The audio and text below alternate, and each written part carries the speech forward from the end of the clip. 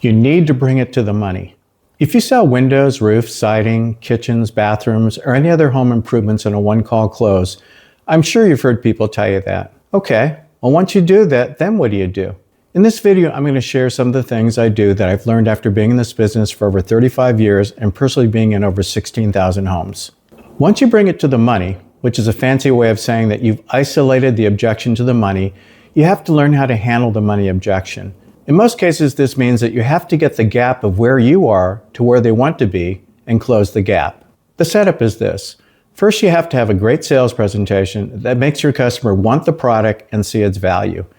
If they don't want it or think it's worth it, then the close won't work. Then you deliver the price and start to hear the objections, which in most cases aren't objections, but are the initial stall or smokescreen that really starts the closing process. These include the infinitely popular ones like, I need to think about it, I never buy anything the first night, or, of course, I need to get other estimates or shop around.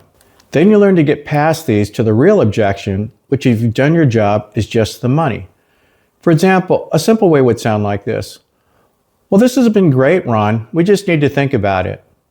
No problem. So I know what information to leave you. Do you mind if I ask you a question? Sure. What's the main thing you have to think about? Is it this or is it this? Then I point to a picture of the kitchen and I point to the price. Oh, it's just the price. So other than the money, is this the kitchen you definitely want then? Yes. There are a lot of ways and variations of how to do this, but the point is now I've isolated the objection to the money. So now let's cover the different ways to handle the money, and at the end I'll share the best tips I use to make this happen.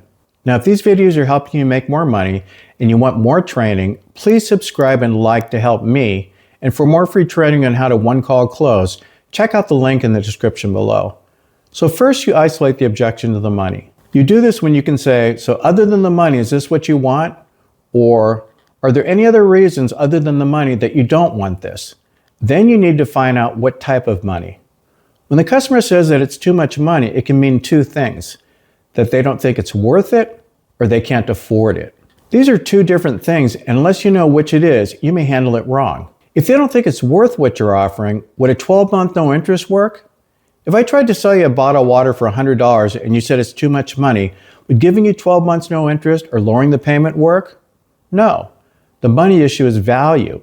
Now, if the money issue is affordability, would telling them how much value they're getting or how much resale value they're getting work? No. If I tried to sell you a new plane for $50,000 and said the payments were $10,000 a month and you said it's too much money, the issue isn't value, but that you can't afford it. So once I isolate the objection to the money, I always check what type of money by saying, so when you say it's the money, do you mean that you're not sure if it's worth it or you just can't afford it? Oh, I just can't afford it. Hopefully that's what you hear. If they say not sure if it's worth it, then that means you didn't build enough value in your sales presentation. Whether the money means value or affordability, you have to get the gap. The difference is that when they say it's too much money and it means they can't afford it, the gap is a payment. Making something affordable is about working payments. It's a payment close. When they say that too much money means that it's not worth it, then it's a value gap you have to close, and now the gap is a dollar amount. Let's handle the affordability gap first. So other than the money, is this what you want? Yes, Ron. So I know how to help you. When you say it's the money, do you mean you're not sure if it's worth it or just more than you can afford? Oh, it's just more than I can afford.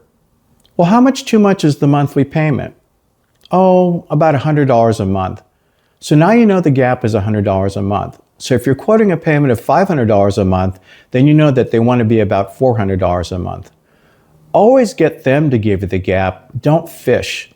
If you ask how much too much is the payment and they say it's too much, you need them to give them an amount. Ask them again, well, how much too much? Or what could you afford a month? If you don't know what the gap is, then you don't know the problem to solve, and it could be an endless loop. Well, $500 a month? No, that's too much. Well, how about $450 a month? No, that's too much. How about $300 a month? No, still too much. You don't know where you have to be, and more importantly, when you've actually solved the problem. Sometimes you may get difficult people. You have to get them to be real with you. Remember that they want it too. It's not just you trying to get the sale, it's you trying to help them get what they told you that they wanted. Well, Ron, I can't afford anything. They're not being real. This is how I handle it. Can I be direct with you, Mary? Sure, Ron. I mean, you could afford $10 a month, couldn't you? Well, yeah, $10 I could. So when you say nothing, it makes me feel bad because now I feel that you really don't want this and I don't want to be pressuring you. Other than the money, is this something you really want? Yes, I do. Then I can work with you, but you're going to have to work with me. So how much too much is that payment, or how much can you really afford a month? Now I know the gap to close. Yes, there are going to be gaps I can't close, but I've done my job if I do know the gap, even if it's a no sale. So how do you close the payment gap? The first thing I do is ask if they can put a bigger deposit. A key here is if they say, well, I might be able to put another couple thousand down, be sure that it's affordable and real, because if it's not, then that's not really solving the problem and they won't buy. Mary, you said maybe a couple thousand. Is that really affordable? Because I don't want you to do this if it's going to hurt you. Well, really it would be better if I just put an additional 1,000 down. Now I know they can really afford that. If I had stuck with the original amount, they might not have bought. Next, I may be able to change the financing options to get a lower payment if I have that option. Then phase the product down. Furnace and air to air only. 10 windows to 5 windows. Refacing a new kitchen and countertop to countertop only or kitchen only. Last would be to change the product if you offer a good, better, best, or use discounts you may have available. I say use that last because now you're giving away money. Also keep in mind that the first number they give you for payments is usually a throwaway number that they can afford easily and usually can be raised by $50 to $100 a month. Just ask anyone who sells on payments like cars. Here's another pro tip. Use silence as bullets and let time pass each time you lower the payment. Well, if you put another $2,000 down, that would lower your payment to $400 a month. How does that sound? Then be quiet again until they object or buy. Even if it's not where they wanted to be originally, still ask that. Well, how does that sound? You need the whittling effect that happens during a one-call close. Every time they say no, they're closer to saying yes. It's like a variation of, well, how about this? No. Well, what about if we did this? No. Well, what about if we do this and this then? Maybe. Well, what if we did this, and we did this? Okay.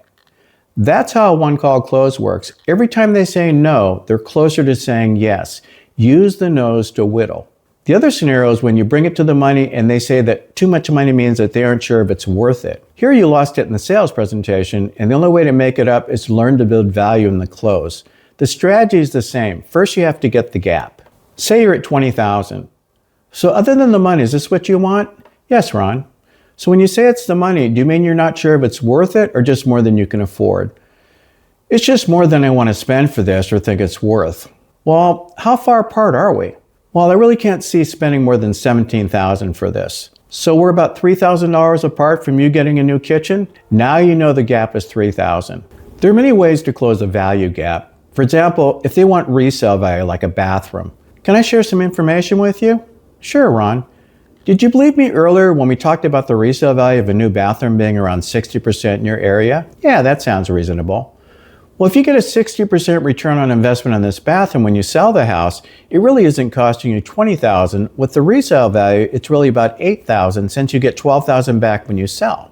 I mean, if I had told you could have gotten a new bathroom for $8,000, what would you have told me? Well, I would have done it. Well, that's what I'm telling you right now. Another way is to use the energy savings for products like windows or HVAC. If they could save $50 a month on energy with new windows and plan to be there for 10 years, then that's $6,000 in energy savings. Now the $20,000 windows are really costing them $14,000. Now these are just examples to build value, and you need to learn them, but again, you really should be working on your price conditioning in the sales presentation. Now this is important. Don't try to create urgency until you've solved the problem. Meaning you've isolated the objection to the money, you've figured out what type of money, value or affordability, and then you've closed the gap. Now you've solved the problem. If you do it like this, a lot of times they'll buy on their own and without using any type of today discount. Or if you do need to use your today discount, it's just to create urgency. They say things like, I like it, I can afford it, just give me a day. Now the today discount works great. When you get good at this, you won't even have to use a today discount. A third will buy before you even get there. Now, if they do buy before then, the today discount becomes almost like a post-close.